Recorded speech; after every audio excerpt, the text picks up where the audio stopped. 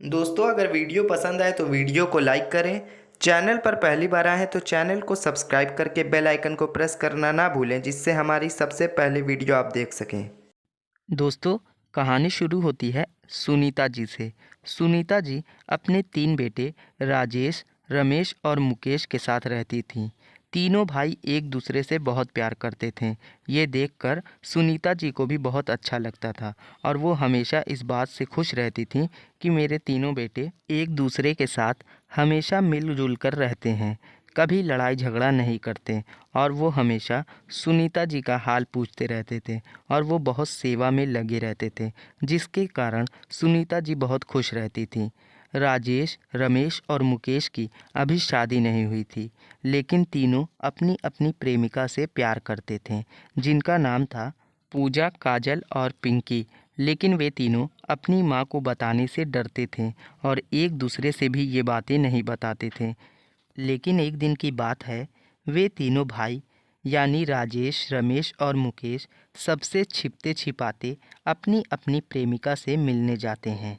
पर इत्तेफाक से तीनों अपनी अपनी प्रेमिका के साथ एक ही होटल में पहुंच जाते हैं। जहां राजेश अपनी प्रेमिका पूजा के साथ कॉफ़ी पी रहा होता है, तो वहीं दूसरी ओर रमेश अपनी प्रेमिका काजल के साथ बैठकर होटल में वेटर को ऑर्डर दे रहा होता है। तभी वहाँ पर मुकेश पिंकी के साथ उसी होटल में आ जाता है। जैसे ही होटल में वह आता है, वह अपने भाई राजेश को पूजा के साथ कॉफ़ी पीते हुए देख लेता है। वहीं दूसरी तरफ रमेश काजल के साथ बैठा होता है, तो वह मुकेश को पिंकी के साथ देख लेता है। ऐसे ही तीनों भाई एक दूसरे को देखकर छुपने की कोशिश करने लगते हैं और मौका देखते ही वे तीनों होटल के अलग अलग दरवाजे से अपनी अपनी प्रेमिकाओं के साथ बाहर आते हैं।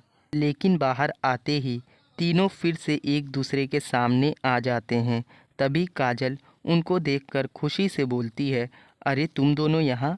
तब पिंकी कहती है, आज मैं बहुत खुश हूँ कि हम तीनों आज मिल रहे हैं, क्योंकि हम तीनों बचपन के दोस्त हैं। तब मुकेश उन तीनों से कहता है, तुम तीनों फ्रेंड हो क्या? तब तीनों कहती हैं, हाँ, हम एक दूसरे को बचपन से जानते हैं। तब पूजा कहती है, क्या आप तीनों भी एक दूसरे को जानते हो? तब पिंकी कहती है, आप तीनों फ्रेंड हो क्या? तब राजेश कहता है, अरे नहीं नहीं, हम तीनों तो सगे भाई हैं।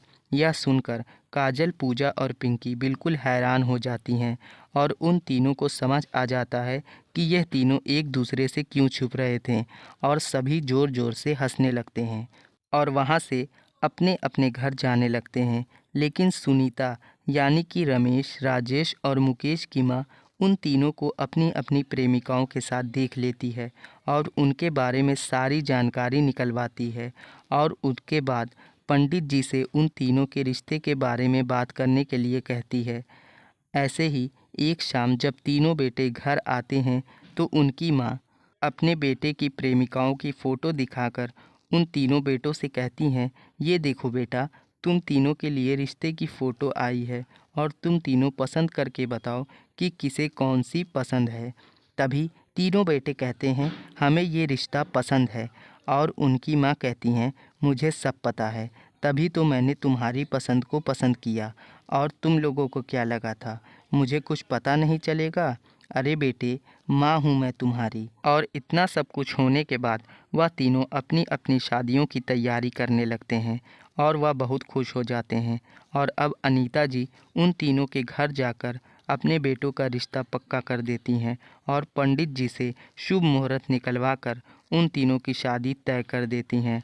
और शादी वाले दिन दुल्हन मंडप में तैयार होकर आती हैं और दुल्हन की माँ अपनी अपनी बेटियों को समझाती हैं और बोलती हैं, देख मेरी बच्ची, अब यही तेरा असली घर है, इसकी जिम्मेदारी अच्छे से संभालना, कहीं कोई कमी मत आने देना। और पति परमेश्वर होता है, हमेशा तुम उसकी पूजा करना और इसे खुश रखना और अपने ससुराल वालों को भी किसी चीज़ की कमी मत होने देना। ये इतनी बात उन दुल्हन की माँ अपनी तीनों बेटियों को समझाती हैं। तब तीनों दुल्हन सारी बातें समझ जाती हैं और वो अपनी अपनी माँ को समझाती हैं, माँ आप निश्चिंत रहिए, हम अपनी अपनी जिम्मेदारियाँ बखूबी निभाएंगे, अपनी पति की इज्जत हमेशा करेंगे और वो तीनों फिर घूंघट ओढ़कर मंडप में चली जाती हैं, जहाँ पर वह तीनों भाई भी सेहरा डालकर अपनी अपनी होने वाली दुल्हन का इंतज़ार कर रहे होते हैं। लेकिन तीनों दूल्हों और दुल्हनों के एक जैसे कपड़े होने की वजह से मंडप में सब कुछ घोल मोल हो जाता है और राजेश की शादी काजल से, रमेश की शादी पूजा से और मुकेश की शादी पिंकी से हो जाती है। और शादी के बाद जब तीनों एक दूसरे का चेहरा देखते हैं तो उनके होश उड़ जाते हैं, लेकिन वह तीनों अपनी और अपने घर की इज्जत बचाने के लिए कुछ भी नहीं बोलते और वो तीनों चुपचाप अपनी प्रेमिकाओं के बजाय अपने भाइयों की प्रेमिकाओं के साथ चुपचाप 7 फेरे ले लेते हैं। सभी मेहमानों के जाने के बाद तीनों अपने अपने कमरे में अपनी अपनी पत्नियों के पास जाते हैं, लेकिन उनकी पत्नियां उनको अपना पति मानने से इनकार कर देती है, क्योंकि वह कहती है कि जिसके साथ मंडप में 7 फेरे हमने लिए हैं और जिसके साथ हमारी मंडप में शादी हुई है वही हमारा असली पति है। और इस तरह तीनों की पत्नी आपस में बदल जाती हैं, लेकिन तीनों बहुएं घर की इज्जत रख लेती हैं और अपनी अपनी जिम्मेदारियां अच्छे से उठा लेती हैं और मंडप में जिनसे शादी हुई है उन्हें अपना पति मानती हैं। लेकिन वे तीनों भाई अभी भी उन्हें अपनी पत्नी नहीं मानते और एक दिन उन तीनों के पति अपनी पत्नियों से कहते हैं, अगर तुम्हें अपनी पत्नी होने का फ़र्ज़ निभाना है तो निभाओ, पर हम तुम्हें अभी भी अपनी पत्नी नहीं मानते। हम लोग जिससे पहले प्यार करते थे वही हमारी पत्नी है, हमारी प्रेमिका ही हमारी असली पत्नी है। तब तीनों पत्नियां कहती हैं, तो आप लोग क्या चाहते हैं? हम तीनों एक दूसरे की सौतन बनकर रहें? पंडित जी और समाज के सामने जिसके साथ फेरे हुए वही असली पति है। लेकिन तीनों भाई ये मानने को राज़ी नहीं थे और अब तीनों भाई अपने अपने कमरे में सोते हैं और वो हमेशा अपनी पत्नियों से अलग रहते हैं, अपनी पत्नियों से बात नहीं करते। और ऐसे ही कुछ दिन बीत जाता है और अब तीनों भाई एक दूसरे से दूर दूर रहने लगते हैं और बात बात में झगड़े करने लगते हैं।